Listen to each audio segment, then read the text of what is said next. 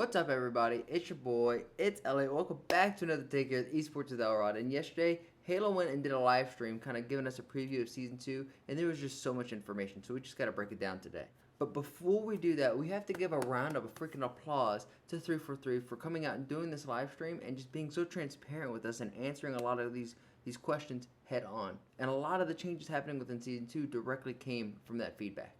So let's move on and talk about the nuggets that were definitely in this live stream. So the first little nugget was the enemy outline shader system, and they were going to update this and have a slider, and the slider can go up so you can make the outlines nice and thick so you can really see them, or you could take the outlines all the way down to 0 to where the enemies don't have any outlines at all, and it feels much more like a traditional Halo. Huge shout out to our team and the test team in particular. We've got our final candidate. Our release build is ready to go for May 3rd. But looking at this video here yesterday in the studio, one of the changes that we've heard a lot of feedback on since launch was players wanted a little more agency over the player outlines, right? Yep. And so in our outcomes blog, we mentioned, yes, we'll have a slider in Season 2. But what we didn't mention was that the slider goes all the way down to 0. So you can turn off outlines if you want on opponents, and you can kind of get that more classic Halo look and feel if you want. Your teammates will still have their gamer tags displayed over their head, like you can see in this bot match, but anyone who does not have that is an enemy, so you want to shoot at them. Personally, I'm going to have my slider all the way to 0, and obviously with the Season 2 preview, they're going to give us a confirmation of all the new modes that are coming, so for sure we're getting Land Grab, for sure we're getting King of the Hill, all the stuff that you know, the 2 multiplayer maps, Catalyst Breaker. 2 new maps, 1 arena, 1 big team, both look amazing.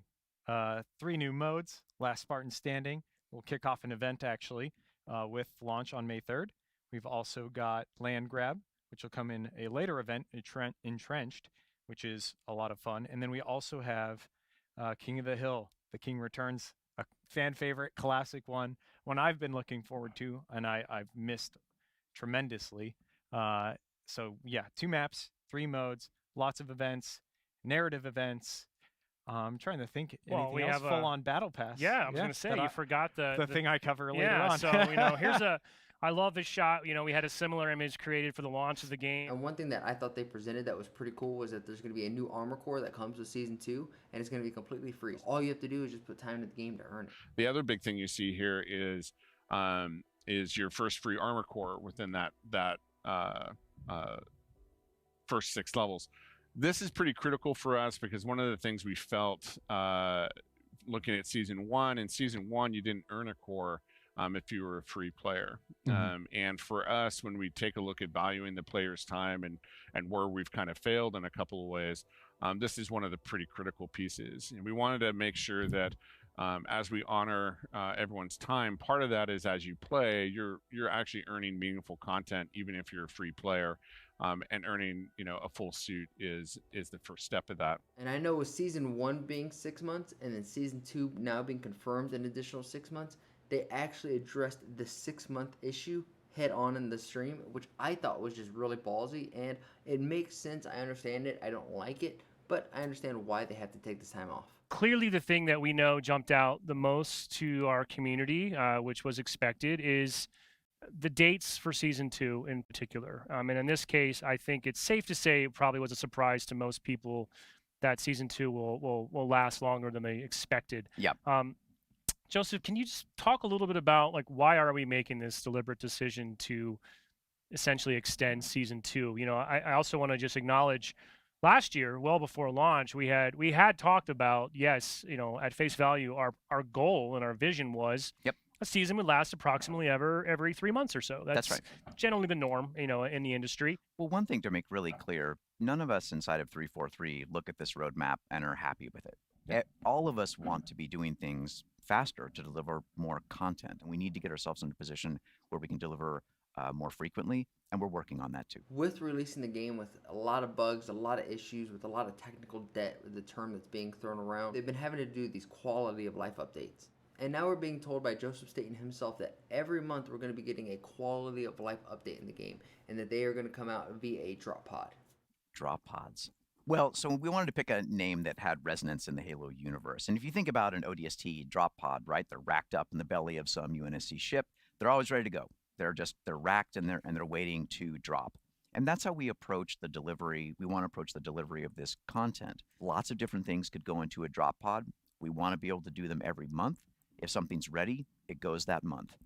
We don't want to hold and wait until season boundaries. So again, this is the kind of stuff that doesn't show up in granular detail on the roadmap.